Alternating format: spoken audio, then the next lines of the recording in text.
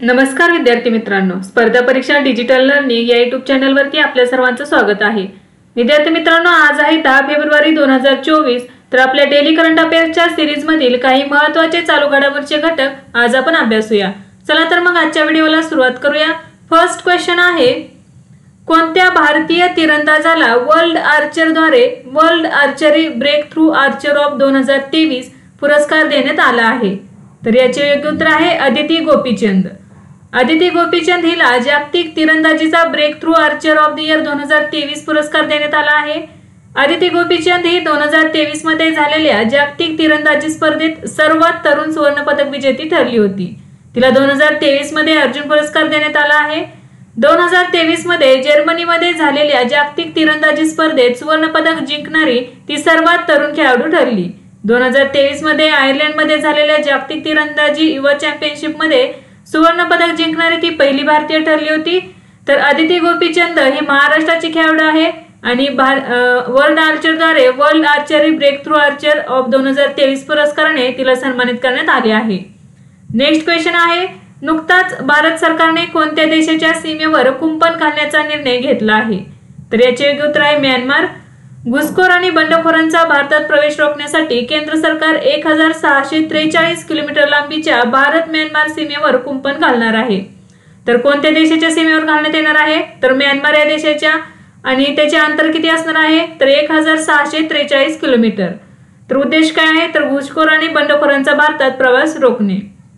भारतातील मिझोराम, मणिपूर, नागालँड आणि अरुणाचल प्रदेश या राज्यांच्या सीमा म्यानमारला लागून आहेत। तर कोणत्या राज्याच्या सीमा लागलेल्या आहेत? तर मिझोराम, मणिपूर, नागालँड आणि अरुणाचल प्रदेश। मणिपूरमधील मोरे येथे 10 किलोमीटरचे कुंपण आधीच उभारण्यात आले आहे।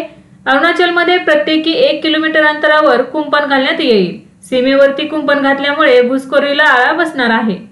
नेक्स्ट क्वेश्चन आहे, नुकतीच कोणत्या संस्थेने भारतातील पहिल्या हायपर वेलोसिटी बोगद्याची यशस्वी चाचणी केली आहे? तर याचे योग्य उत्तर आहे IIT कानपूर। फेब्रुवारी 2024 मध्ये IIT कानपूरने कॅम्पसमध्ये भारतातील पहिला हायपर वेलोसिटी विस्तार बोगदा सुविधा स्थापित केली आहे। तर हा पहिलाच भारतातील हायपर वेलोसिटी विस्तार बोगदा असणार आहे। तर या बोगद्याची लांबी 24 मीटर आहे। ही सुविधा 3 ते 10 किलोमीटर पर सेकंद दरम्यान उड्डाणाचा वेग निर्माण करून वातावरणातील प्रवेशादरम्यान दिसणाऱ्या हायपरसोनिक परिस्थितीचे अनुकरण करू शकते। हे स्वदेशी डिझाइन 3 वर्षात विकसित केले गेले आहे। IIT कानपूरच्या तज्ञांनी याला जिगरथडा किंवा S2 सुविधा असे नाव दिलेले आहे। काय नाव देण्यात आलेले आहे? तर जिगरथडा किंवा S2। हा बोगदा जेट उड्डाण आणि बॅलिस्टिक क्षेपणास्त्र चाचणीसाठी उपयुक्त ठरेल। या सुविधेसाठी निधी आणि सहाय्य aeronautical research and development board आणि विज्ञान आणि तंत्रज्ञान विभागाने दिले आहे। तर IIT कानपूरने भारतातील पहिल्या हायपर वेलोसिटी बोगद्याची यशस्वी चाचणी केलेली आहे। नेक्स्ट आहे, सौराष्ट्र क्रिकेट असोसिएशन स्टेडियमचे नवीन नाव काय असणार आहे? तर याचे योग्य उत्तर आहे निरंजन शाह स्टेडियम। फेब्रुवारी 2024 मध्ये राजकोटमधील सौराष्ट्र क्रिकेट असोसिएशन स्टेडियमचे नाव निरंजन शाह स्टेडियम असे करण्यात येणार आहे। भारत आणि इंग्लंड यांच्यातील सध्या सुरू असलेल्या 5 सामन्यांच्या मालिकेतील 3ऱ्या कसोटीसाठी मैदानात उतरण्यापूर्वी स्टेडियमचे नाव बदलले जाईल। तर हे जे नाव बदलण्यात येणार आहे ते 16 फेब्रुवारी 2024 रोजी बदलण्यात येणार आहे। निरंजन शाह यांनी 1960 आणि 70च्या दशकात सौराष्ट्राकडून 12 प्रथम श्रेणी क्रिकेट खेळले।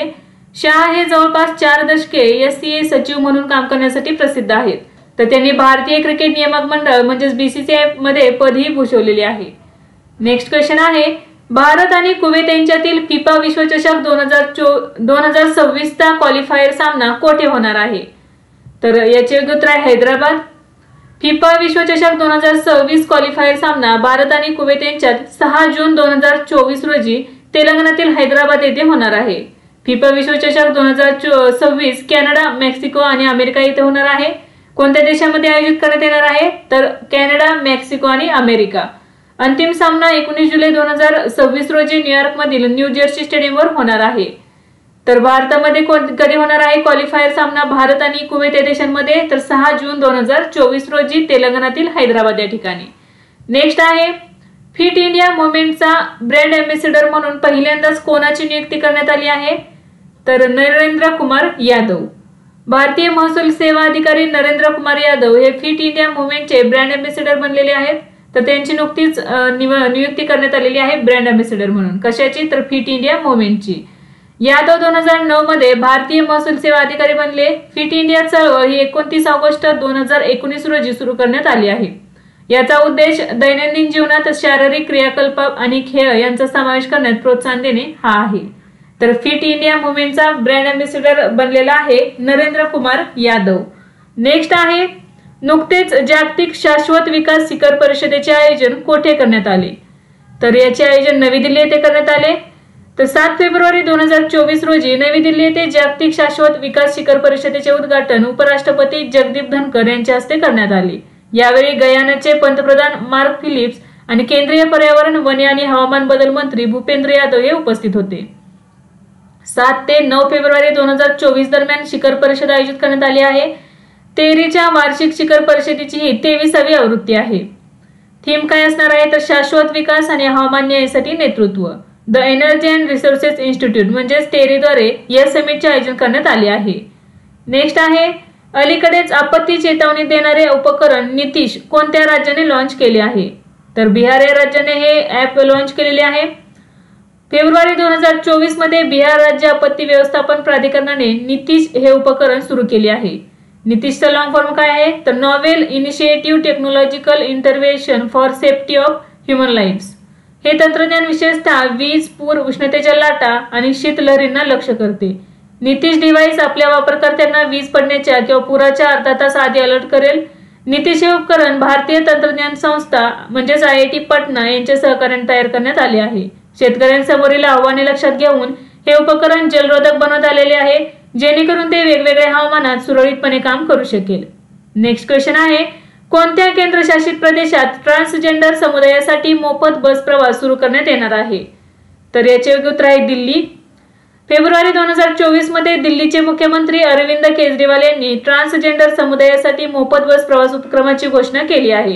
केजरीवाल यांनी जलद कॅबिनेट मंजुरी आणि योजनेची जलद अंमलबजावणी करण्याच्या योजनेची रूपरेषा सांगितली, ज्याचा उद्देश काही आठवड्यात ट्रान्सजेंडर समुदायाला मूर्त लाभ प्रदान करणे आहे. नेक्स्ट आहे, अलीकडेच काला घोडा कला महोत्सव 2024 कोठे आयोजित करण्यात आला? तर याचे योग्य उत्तर आहे मुंबई. फेब्रुवारी 2024 मध्ये काला घोडा कला महोत्सव 2024 मुंबई येथे आयोजित करण्यात आला. हा महोत्सव 3 फेब्रुवारी ते 11 फेब्रुवारी दरम्यान होणार आहे. हा महोत्सव दरवर्षी आयोजित केला जातो, म्हणजेच काला घोडा कला महोत्सव हा दरवर्षी आयोजित केला जाणारा महोत्सव आहे. तर 1999 मध्ये काला घोडा असोसिएशनद्वारे याची सुरुवात करण्यात आली. नेक्स्ट क्वेश्चन आहे, नुकतेच लोकसभेने कोणत्या केंद्रशासित प्रदेशात स्थानिक स्वराज्य संस्थांमध्ये OBC साठी राखीव जागा ठेवण्याचे विधेयक मंजूर केले? तर याचे योग्य उत्तर आहे जम्मू आणि काश्मीर. फेब्रुवारी 2024 मध्ये लोकसभेने जम्मू आणि काश्मीर या केंद्रशासित प्रदेशातील स्थानिक स्वराज्य संस्थांमध्ये OBC साठी राखीव जागा ठेवण्याचे विधेयक मंजूर केले. जम्मू आणि काश्मीर स्थानिक संस्था सुधारणा विधेयक 2024 जम्मू आणि काश्मीरमधील पंचायत आणि नगरपालिका संस्थांमध्ये इतर मागासवर्गीयांसाठी आरक्षण देण्यासाठी लोकसभेने मंजूर केले आहे. यामध्ये जम्मू आणि काश्मीर पंचायती राज कायदा 1989, जम्मू आणि काश्मीर महानगरपालिका कायदा 2000 आणि जम्मू आणि काश्मीर महानगरपालिका कायदा 2000 कायद्याच्या काही तरतुदींमध्ये सुधारणा करण्यात आल्या आहेत. सध्या जम्मू काश्मीरमधील पंचायती आणि नगरपालिकांमध्ये OBC साठी कोणतेही आरक्षण नाही. नेक्स्ट क्वेश्चन आहे, नुकताच चेन्नई सुपर किंग्सने अधिकृत प्रायोजक म्हणून कोणाशी करार केला आहे? तर याचे योग्य उत्तर आहे इतिहाद एअरवेज. फेब्रुवारी 2024 मध्ये चेन्नई सुपर किंग्सने IPL 2024 पूर्वी अधिकृत प्रायोजक म्हणून इतिहाद एअरवेज सोबत करार केला आहे. इतिहाद लोगो CSK कार्यक्रम आणि प्लॅटफॉर्मसह खेळाडूंच्या जर्सीवर प्रदर्शित केला जाईल. नेक्स्ट क्वेश्चन आहे, नुकतीच कोणी high speed expendable aerial target अभ्यासच्या फ्लाइट चाचण्या यशस्वीपणे घेतल्या? तर याचे योग्य उत्तर आहे DRDO. संरक्षण संशोधन विकास संस्था म्हणजेच DRDOने ओडिसामधील चांदीपूर येथील एकात्मिक चाचणी श्रेणीतून high speed expendable aerial target म्हणजेच अभ्यासच्या 4 उड्डाण चाचण्या यशस्वीपणे घेतल्या. यासाठी प्रगत प्रणाली प्रयोगशाळा हैदराबाद यांनी डिझाईन केलेले सिंगल बूस्टर वापरले गेले. यामधून बूस्टरचे सुरक्षित प्रकाशन, लॉन्चर क्लिअरन्स आणि प्रक्षेपणाच्या शेवटी आवश्यक वेग गाठणे यासारखे उद्दिष्टे साध्य झाली आहेत. DRDOच्या एरोनॉटिकल डेव्हलपमेंट एस्टॅब्लिशमेंटने अभ्यासाची रचना केली आहे। तसेच स्वदेशी बनवलेल्या ऑटो पायलटच्या मदतीने हे साहित्य उद्यानासाठी डिझाइन केले आहे। यात शस्त्रास्त्र सरावासाठी आवश्यक रडार, क्रॉस सेक्शन, व्हिज्युअल आणि इन्फ्रारेड ऑर्गमेंटेशन सिस्टीम आहे। नेक्स्ट क्वेश्चन आहे, मार्क फिलिप्स हे कोणत्या देशाचे पंतप्रधान आहेत जे भारताच्या 6 दिवसांच्या दौऱ्यावर आले आहेत? तर याचे योग्य उत्तर आहे गयाना। फेब्रुवारी 2024 मध्ये गयानाचे पंतप्रधान मार्क फिलिप्स हे 6 दिवसांच्या भारत दौऱ्यावर आले आहेत। ते 6 ते 11 फेब्रुवारी दरम्यान भारतात असणार आहेत। ते राष्ट्रपती द्रौपदी मुर्मू आणि उपराष्ट्रपती जगदीप धनकर यांची भेटही घेणार आहेत। नेक्स्ट क्वेश्चन आहे, टाटा ग्रुपचे ई कॉमर्स युनिट टाटा डिजिटलचे नवे CEO आणि MD म्हणून कोणाची नियुक्ती करण्यात आली आहे? तर याचे योग्य उत्तर असणार आहे नवीन ताहिल्यानी। फेब्रुवारी 2024 मध्ये नवीन ताहिल्यानी यांची टाटा ग्रुपच्या ई कॉमर्स युनिट टाटा डिजिटलचे नवीन CEO आणि MD म्हणून नियुक्ती करण्यात आली आहे। ते प्रतीक पाल यांची जागा घेतील। नवीन ताहिल्यानी हे सध्या टाटा AIA लाईफ इन्शुरन्स कंपनीचे CEO आणि MD आहेत। ते 19 फेब्रुवारी 2024 रोजी पदभार स्वीकारतील।